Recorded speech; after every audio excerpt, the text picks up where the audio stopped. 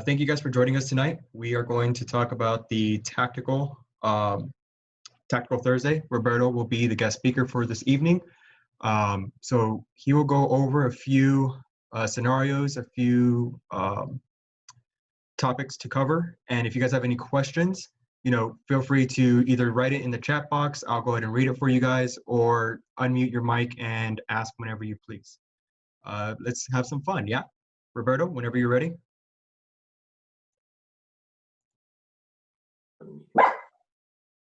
All right, thank you everyone for logging in. For those of you guys that have logged in, we won't go too long, but just to hopefully talk a little bit about playing in a 4-4-2 and pressing in a 4-4-2.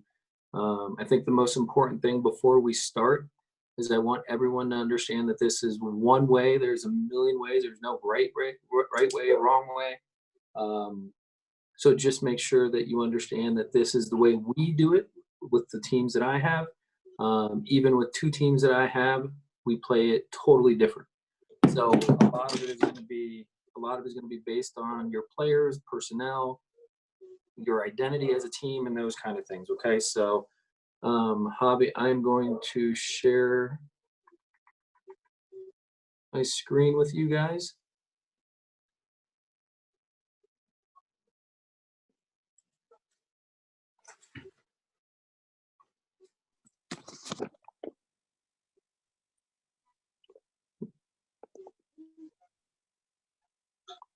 Now, can you guys see the screen? Yeah. All right. So, like I said, I think the key and the most important thing is everyone understanding, right? One, listen to your coach, right? Listen to.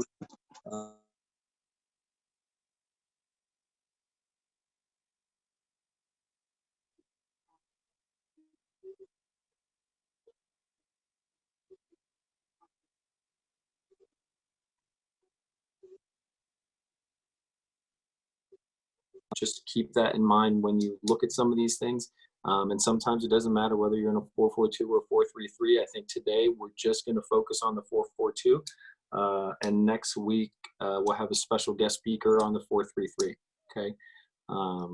So if you can look at the screen here, obviously we're focusing on the black team right now, right? And some of the things that we talk about before the game ever starts with the team, right, is deciding, one, how high we want to press, right? What areas of the field do we want to press based on the opponent?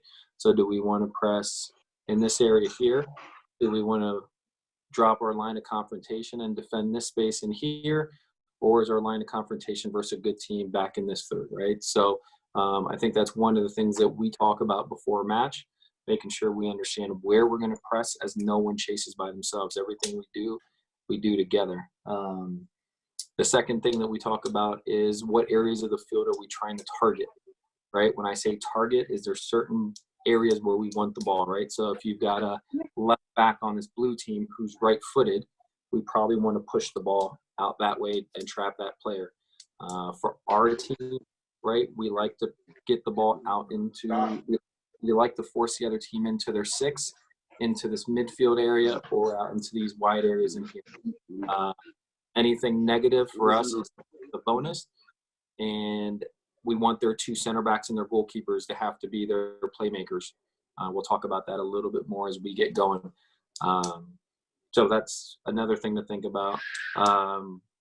As you talk about pressing, I think one of the things that you can't miss is the responsibilities of reading when and where to get places, but then also committing yourself to defending versus overcommitting, right? Getting into that space and not letting a player get their head up, or not letting them get a second touch, versus overcommitting, diving in, and now the press is broke because we overcommitted. Someone dove in, got chopped, and now the other team's out. And then the last thing we talk about is rotations, right? There's always the what ifs, right? Everyone's got roles and responsibilities. But you're going to fail, and that's okay. You're going to miss an assignment. You're going to mistime a ball. You're going to mistime a tackle, right? But what are the rotations? What are the consequences, right? And how do we recover? Today, we won't focus so much on that, because now that's going into a different layer of the field, dropping into the next zone. But that's another thing we talk about, okay? So as we start with as we start with this, if we start here, okay, so if you talk about the 9 and the 10 for us, if you're looking at the screen, we're the black team, right? Obviously, our shape is compact and we don't have the ball. Everything's pretty compact. As you can see, the 9 and the 10 in our 2 forwards, we're playing in a diamond. There's a million ways to play a 4-4-2. You can play it flat, you can play it lopsided, and we'll talk about that here in a little bit. But right now we're in a diamond. The 9 and the 10, right? We keep them in, especially on goal kicks or where the center back has the ball, forcing the other team to make a decision. Ideally, we want the ball to go into the center backs,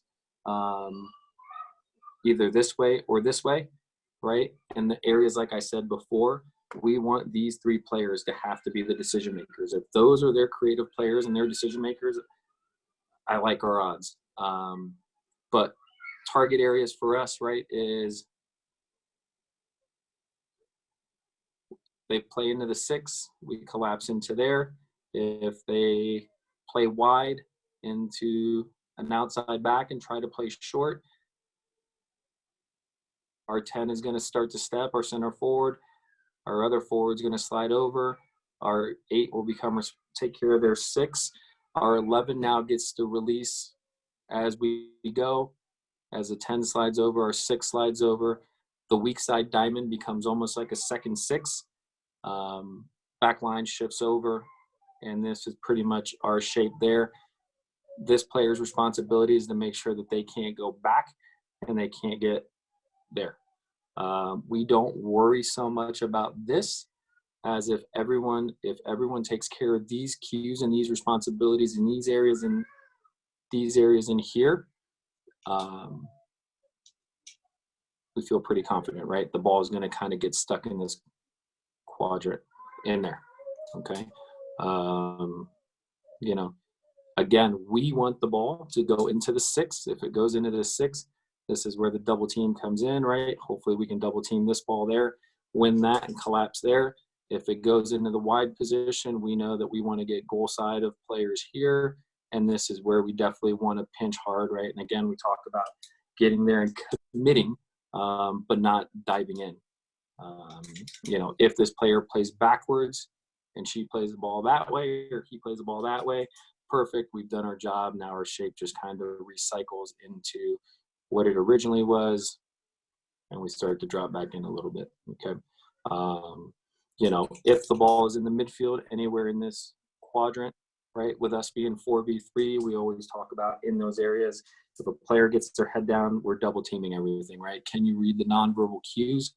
And the nonverbal cues would be of the players earlier that are going to play balls into their 6, 8, and their 10, right? So if we can read those nonverbal cues and we can collapse, fantastic. If a 10 comes to get a ball and a 6 and an 11 want to double team in there, we talk about rotations all the time, right? And again, this is where you have to understand your characteristics as a player.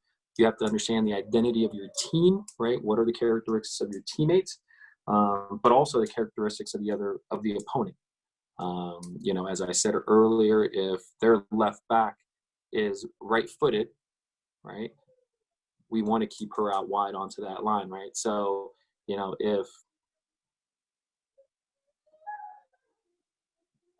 if that ball goes into this space here, we said we win with a negative pass, right? And we want to cut off passing lanes going forward, right? Okay. The only balls that we want to be played we are inviting the long ball into this space. Now that's dangerous also.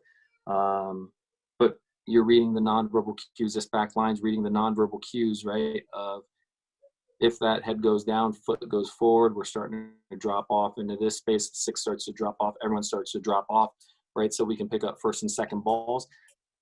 That is dependent on whether your goalkeeper is good coming off her line, right? Does your goalkeeper like to play high? Does your goalkeeper like to stay in their box?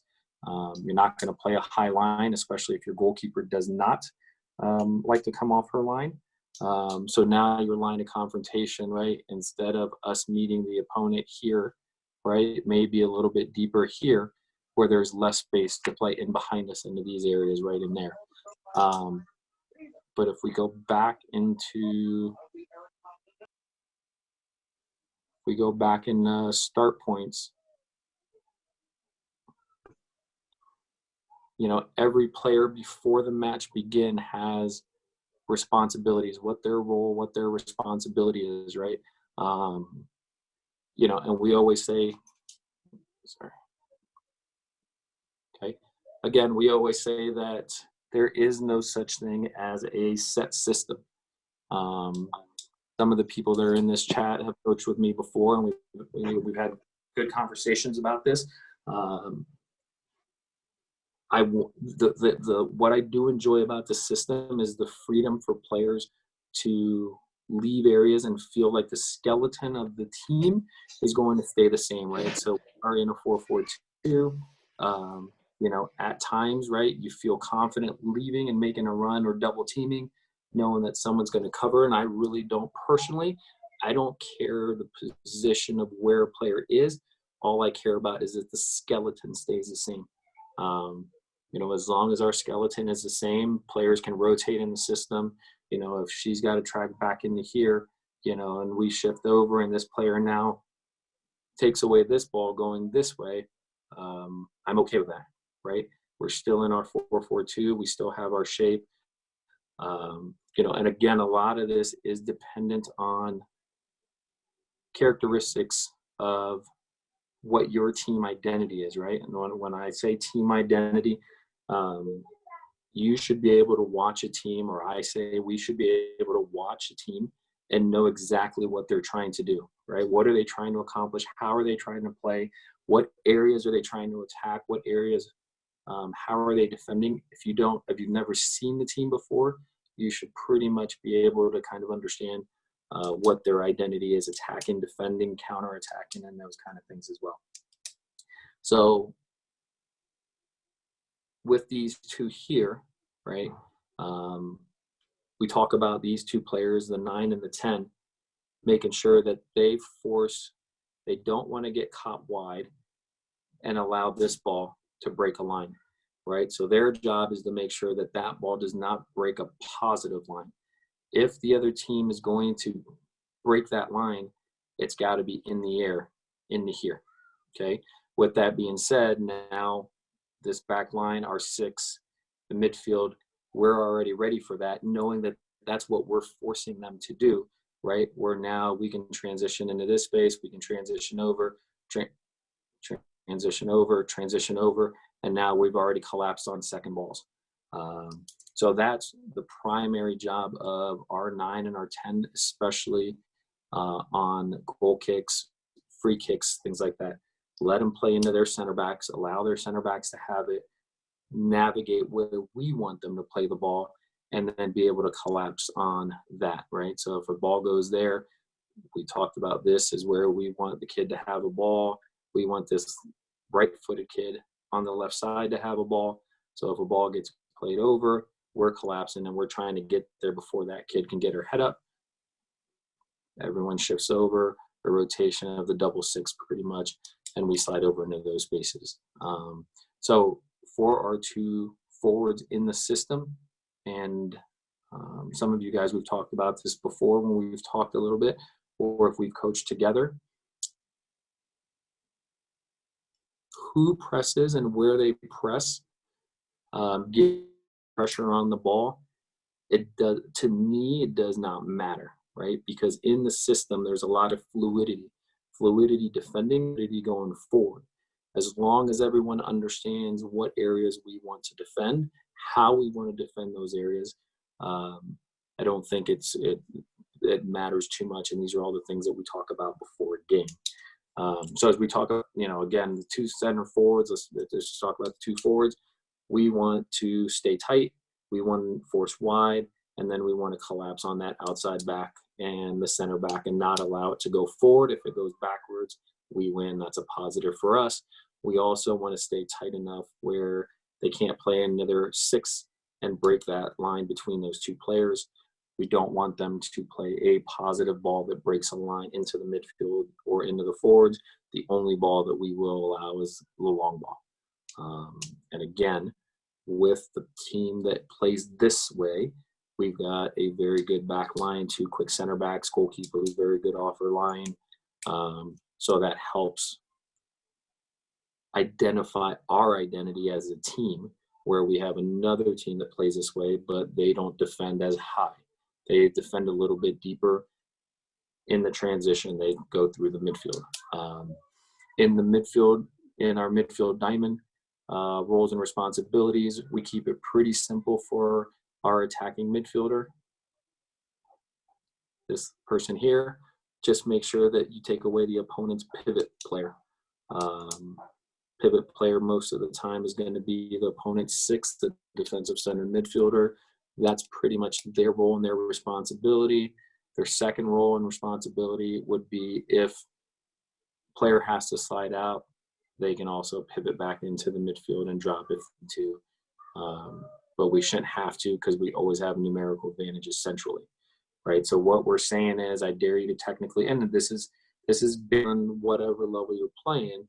Obviously, the better the opponent, technically, things change a little bit. But what we're saying is, we will allow you hit a 70-yard ball across the field, because we feel that we can switch and rotate and get over in time to collapse your touch. So that's starting with our two forwards and our attacking midfielder. Javi, do we want to talk any questions, or do we want to keep going? Because we're just going to talk about, we're not going to go too deep into what the recovery runs and those kind of things are. This might be 500. At this point, if you guys want to type in your questions or unmute, and feel free to ask a question, just be courteous to those who might be talking. I'll continue going, Javi, unless someone chimes in or there's a question that gets typed in. Perfect. I'll keep an eye out. Okay. Right. And again, so now we start talking about as we press, right? If we overcommit, and again, this is the freedom of the system. This is, as I said earlier, I believe in players having freedom, right? So we can say it's a 4-4-2. That's what we say. I don't like to label it as a diamond. I don't like to label things.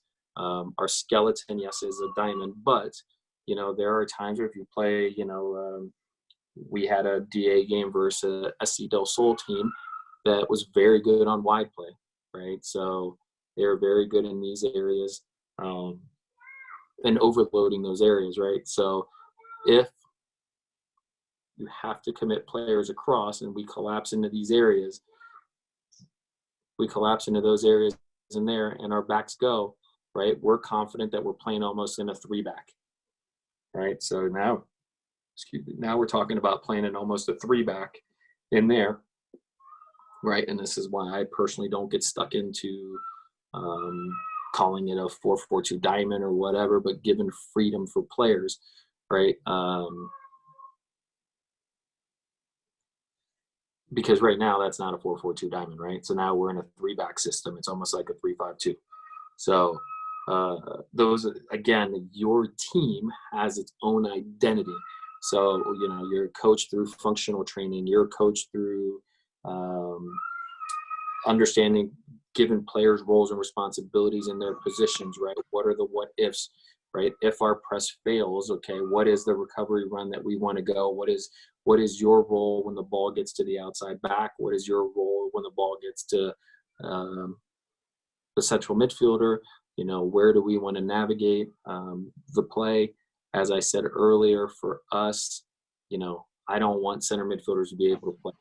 I don't want center midfielders to have time on the ball defensively, because usually these 3 players are the players that pull the strings a little bit. So those are the kids that I don't want to have time on the ball. Now, with that being said as well, right, we're talking about pressing higher, but a domino effect to that, right, is, okay, if they skip this and decide to go with this ball into here, right, again, the advantage of the diamond in the midfield for us, right, is that if one center back steps and we tuck inside, right, now we can double down in this area, and we can double down on if the 6 drops in, to double down with their 9. Now our 7 and 11 tuck in to pick up their they're a 10, and they're 8. So these are all things that we obviously talk pre-match, and through repetition, through training sessions, through functional sessions, players understand those roles. And again, as I said, we invite the long ball and we invite wide play. All right, so we have a few questions lined up. Yeah. A question from Hayden. If the goalkeeper kicks the ball behind a 3, how would the defense respond? So Hayden, you're saying if the ball goes from there to there, correct? So Hayden, to answer that, Once I get on the bike, we're gonna move in. Yeah. Okay. So we want the ball to go to Man, Hayden. Just the way we're playing, we want the ball in the 2. We want the ball 4 and the 5 and the 6. Okay.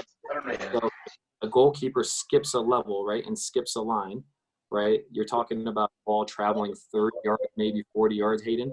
This player in the diamond, the right side diamond, now releases to press that ball and gets on that kid before they can get their head up.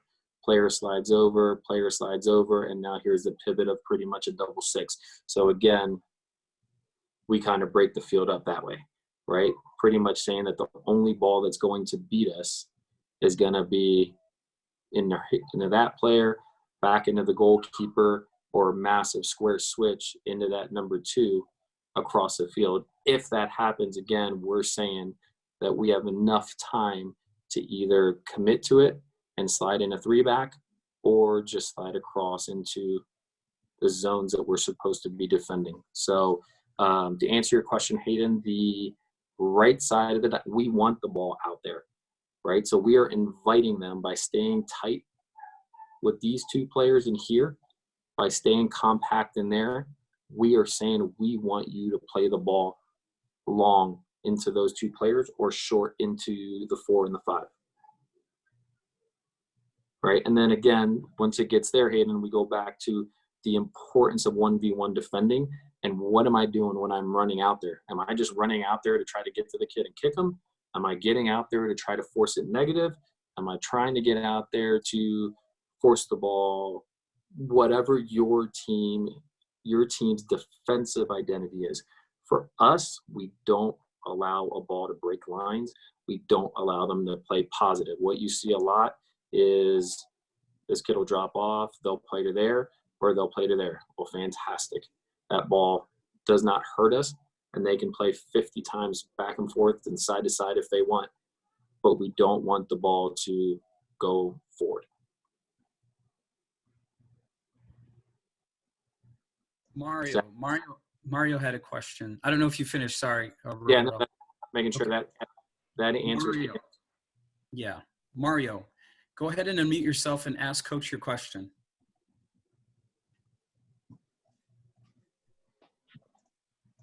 If the other team makes you flat, would you be able to change your formation to a 4-4-2 flat? So you're saying, so right now the blue team is in a 4-3-3, Mario. So you're saying that they're not in a 4-3-3? No, I'm saying that if they play around you in the wide areas and your attacking center mid has to come back, can you change your formation to a 4-2-2 flat?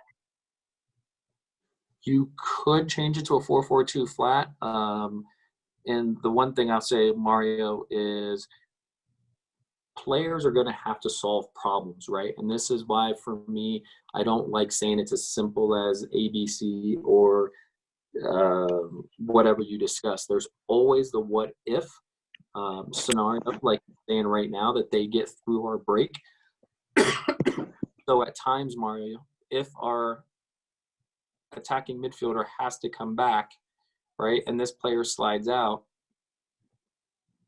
right, now we're in a 4-4-2, but we're in a lopsided 4-4-2 with 3 central midfielders and a left midfielder defending their right back, right? So what we're very careful about is that you cannot defend the entire game in a diamond shape, because the game's not played that way.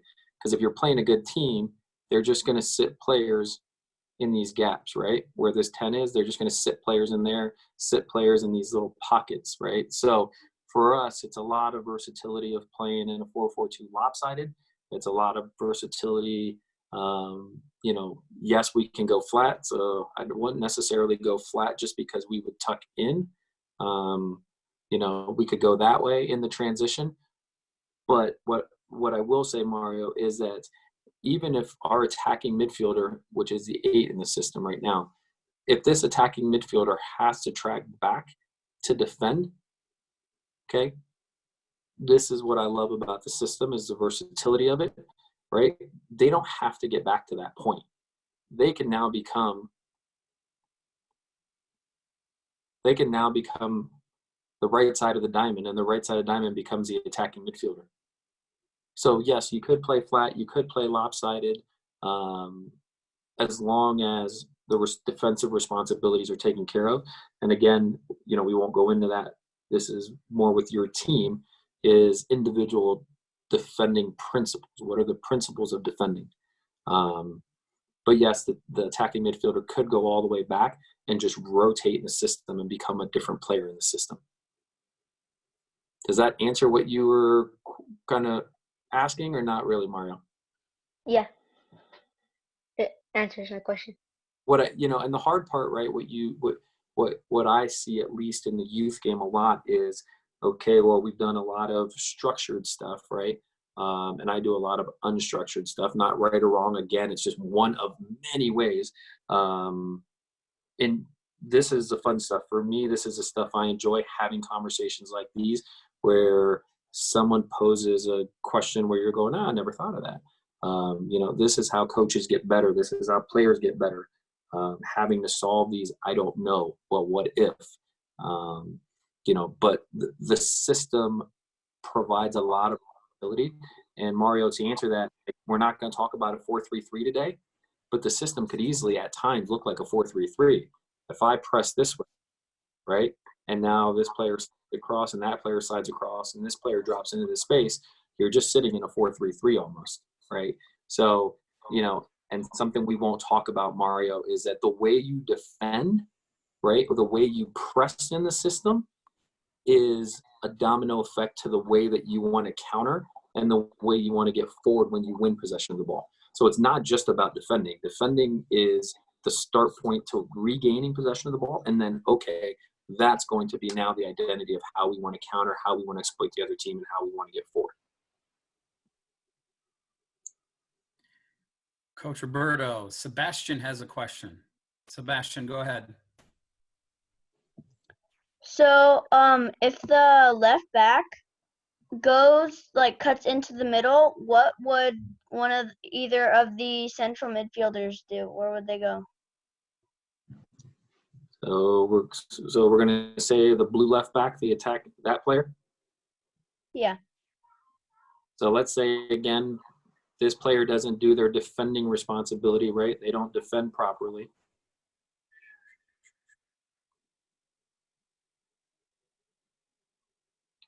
And that player gets inside this way. That's what you're saying, right, Sebastian?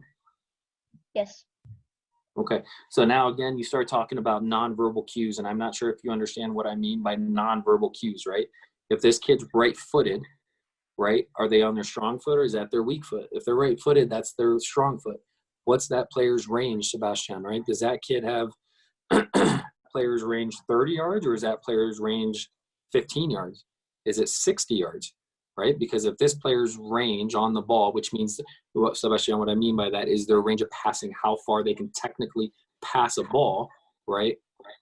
Again, we're just collapsing in this midfield zone here, saying that you can play this ball here. We dare you to play that ball.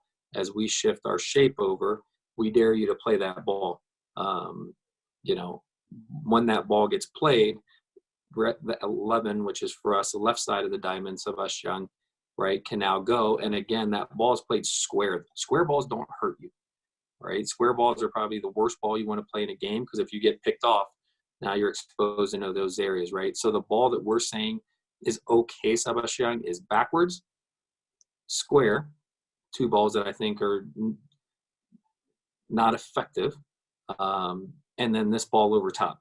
right? Now, again, as Sebastian, right, this is another thing, right? And again, take this with a grain of salt and understand that you have to ask your coach how they want to solve problems, okay? This is how one of our group solves problems. And another team plays in the exact same system and they solve it differently because of the personality and characteristics of the players, right? If these kids, right, aren't the fastest kids in the world and this goalkeeper likes to sit on their ball and on their line, and this kid's dribbling forward into this space, do you want to step high or do you want to start dropping off into these spaces in here, right? Defending a little bit deeper. Does that make sense, right? So these aren't areas, right? Once they break the press, these are not areas that we feel like we have to go chase. And that's kind of what we talked about. That's a different day. Once they beat us in this initial area, then how do we defend zone 2? How do we defend zone 3?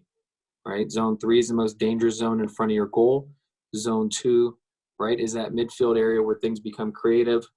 Zone 1, right, does not hurt us at all defensively. But if we can press higher and win the ball higher, it puts us right in front of goal to have more chances to go forward, right? So, again, in this midfield area, Sebastian, there's 4 players, right? Someone can release and another player can step up. If that player cuts inside, right, you have your 10 or your side of the diamond who can step up and be that extra player. And if you notice, we're still marked up in the midfield, right? Even the 8, even this player can step in here, right? And we still have numbers in the midfield area. So you always have that extra player in there just in case. Does that answer that? Or Yeah. Also, so would the midfielder be able to overlap the winger if they came in? are we talking about the blue team or the black team? The defending team or the attacking team, Sebastian? The attacking team. The attacking team, absolutely, right? Now I'm not so much focused on the blue attacking in a 4-3-3, but yes, to answer your question, right? If the ball, let's say, Sebastian, let's say that they skip layers and they go there, right? They skip lines and they go that way. Absolutely, this kid can go forward, right? Now, how we solve that problem is now a different scenario, right? If that kid picks up a ball there and this kid starts to go inside, okay, now we start to worry about this kid coming on an overlap. But if the kid receives the ball on the sideline, is there any room for that player to overlap? There's no space for that kid to overlap, right? You start reading these nonverbal cues, the kid's on the sideline, so you're going to run out of bounds to try to find that ball. But if that kid starts going inside, right, now where do we pass players on, right? If this 5 has to come across our center back, right, and our 2 now has to drop off into this space, our 4 slides over, our 6 can drop into that space and become a center back again. So now our defensive midfielder just became our center back, right? And now here's where we drop in our layers. Mm-hmm. Right? Again, giving this away, as I said in the beginning, giving that away, right? Because we'll give this and we'll give that service.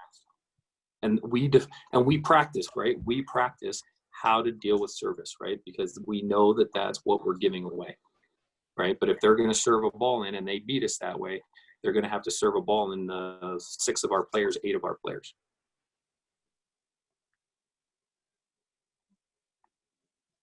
Good. Lauren, you have a question. Lauren Fields. So say the 3 and 4 get split, the 7 runs down the side. I know everyone runs back, but where would everyone specifically go? All right, Lauren, so you're saying somehow we missed an assignment, ball gets played into this gap in here, right? Yeah. Okay. 1, we always say stay inside, right? We'll give this ball into feet because then it allows us time to slow that thing down, right? But if for some reason you're caught out wide and you're stretched, right? And Lauren, you know from history, everything is attached on a string, right? So if this player moves, that player has to move the same, this player has to move. Everyone pulls each other. But if that ball gets played into that space and now this 7 is going forward this way, right? Now we start dropping into what we call those kind of danger zones right in here. Right. And that's why I say, Lauren, as we, you're going to have to serve a ball into a mob of black, right? Does that make sense? Right? Even if this 4 starts to step out to cover, this 11 now drops into this space. Now we start there. Our danger zones, right, are this area, this area, this, I'm sorry, this area. If they play a negative ball this way, Lauren, if they play a negative ball this way, again, we're okay with that. Look at our numbers, right? Now we can step and release a player to defend. So realistically, you're talking about defending in a block of 8 to 9 players when you defend. Okay, thank you. Okay, we have a couple more people here, Coach. Hey, Gracie. and hey, hold on a sec. Just Lauren, just to reiterate something with you.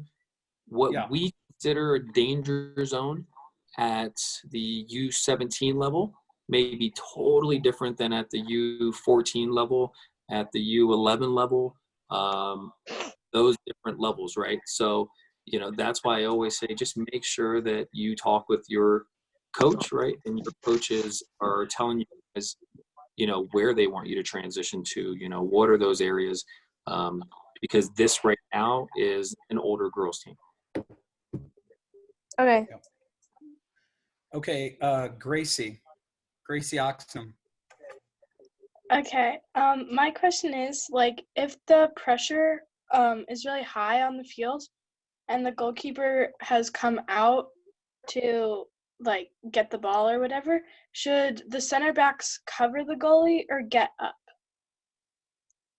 Okay. So you're saying, Grace, somehow ball gets into, right? We said we're inviting that long ball. So you're saying, Grace, you're saying the ball gets played into this space, goalkeeper's coming out, their forward's probably running against them, right? Is that what you're saying, Grace? Okay. Yeah. So again, we start talking about what's a dangerous area, what's the danger zone, right? Danger zone for us is obviously the goal, right? And this area in there, right? So now we're talking about your 5 coming to cover your goalkeeper, right? Your 2 tucking back into that space, your 3 running into that space, your 4 tucking inside in here, your 11 tucking back into there, your 6 coming into those spaces there, your 8 coming into there, picking up a second ball out of all this mess, your attacking midfielder dropping into this space, and now your forwards coming back into these little gaps right in there instead of standing next to 2 center backs that want to kick you all day.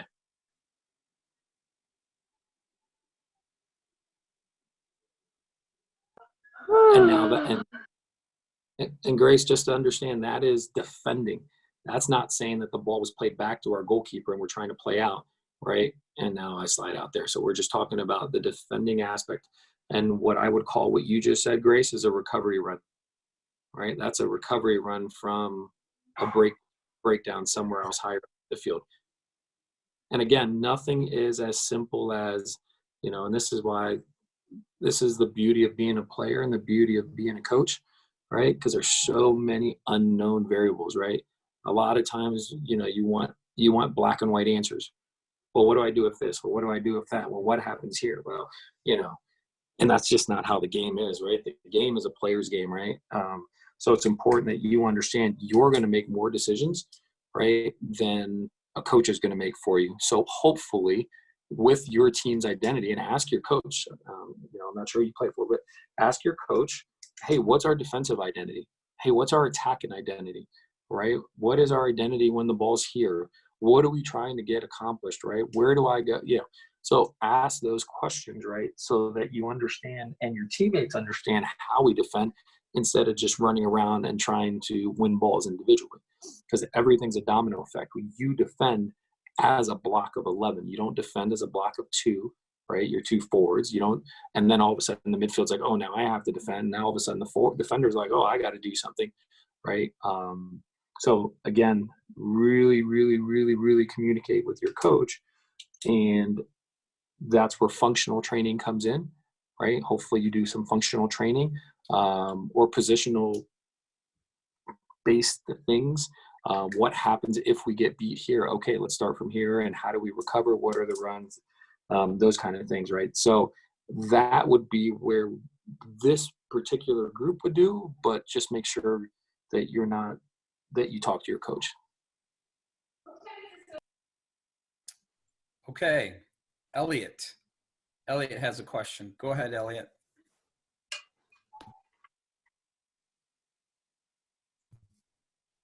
Elliot, are you still there? No? Okay. That was the question earlier on one of the play sets that he had. It answered your question, you're saying? Yeah, he answered my question earlier. Okay. All right. Good. Grace is 8. Not sure who that is, but Grace, you have a question? Hi, that's me. It was already answered because I figured out that it was situational depending on how much pressure you have, who's your center back. So I figured it out. Thank you. Okay. Yep, you're welcome. Olivia, what's your question? Go ahead. When the other team has a corner kick, where would you prefer the outside back to mark a player? When the blue team has a corner? Yes.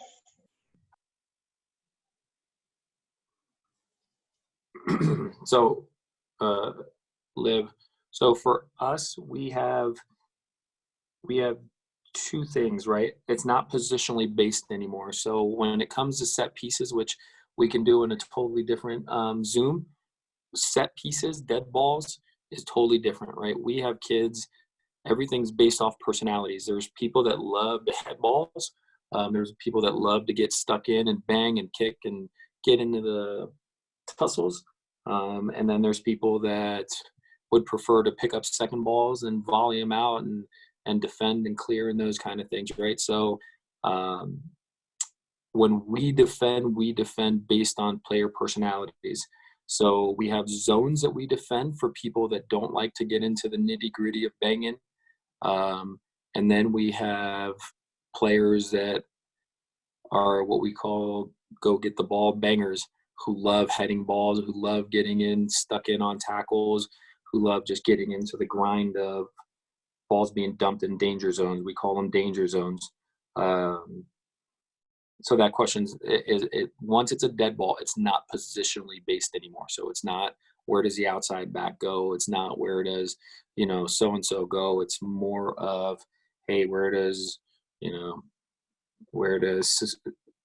player A, player B, player C go? What are their roles? What are their responsibilities on set pieces and defending? Thank you. Okay, Coach, that was the last question that's queued up right now. So there's some things you'd like to say. We have about 10 minutes left. It's up to you. Yeah, no, I think the biggest thing, guys, and coaches love doing this and players love doing this, is just talk, right? Talk to your coaches, ask questions, challenge them a little bit, right? I love when players come and challenge me with, hey, well, what if? Well, what happens? Well, this was the problem. So talk to your coaches, talk to your teammates. If I'm a center back, I really want to talk to my other center backs and my six and my back line to make sure we understand how we move, right? When we pick systems and we pick formations, they're based off personalities and characteristics, right? So it's important that all those things kind of match up. But more importantly, it's important that you guys know what your roles are on the field, not just out there, oh, well, coach said I'm an attacking midfielder, so I just sit here. If you watch our team play, our attacking midfielder is sometimes playing as a sixth. Our six is sometimes playing as a side of the diamond. So it gives them a little bit of freedom and fluidity, right? So, but that's the freedom that I give them. That does not mean it's right or wrong, because we get punished for it at times, right? So, you want to make sure that you ask, hey, Coach Waltz or Coach Kaz, Kate, whoever your coach is, hey, how do we do this? What we're trying to get? What's the goal, right? What's our identity? And that's the big word for me is identity. Okay, so, and again, there's no right way, there's no wrong way. And the biggest thing I want you guys to understand, it's a player's game, right? So as much as coaches learn every game, players learn every game.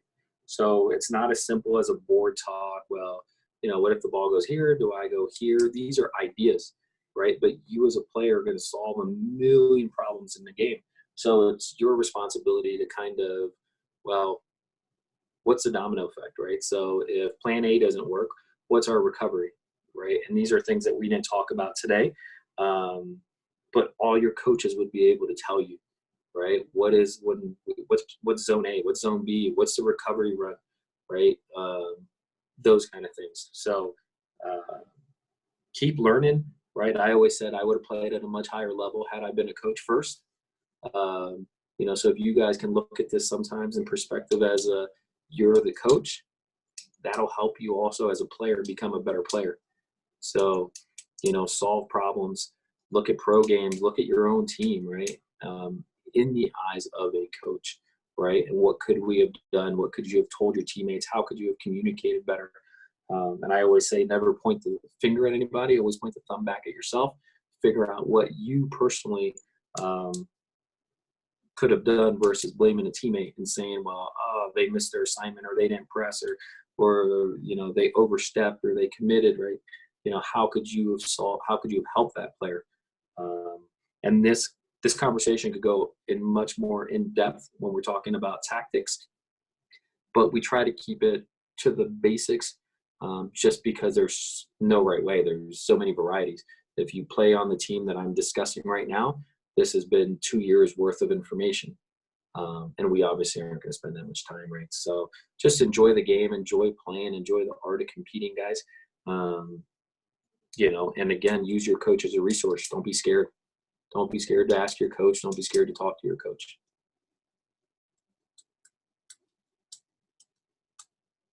Awesome. Hopefully we have a bunch of future coaches of America There in you this. go. There you go. So. Well, if there aren't any more questions, Coach, if you're done and we don't have any more questions, then we can just go ahead and end the session for today. So for all of you that have tuned in, thank you so much. This is something that we're trying to do to be able to just talk soccer. There are a lot of different ideas and theories, but to be able to hear it and be able to process it, and like Coach said at the beginning, this isn't the end all be all to everything. It's just concepts and ideas. So good job for all of you for tuning in. Yeah, thanks for tuning in, guys. Yeah, thanks.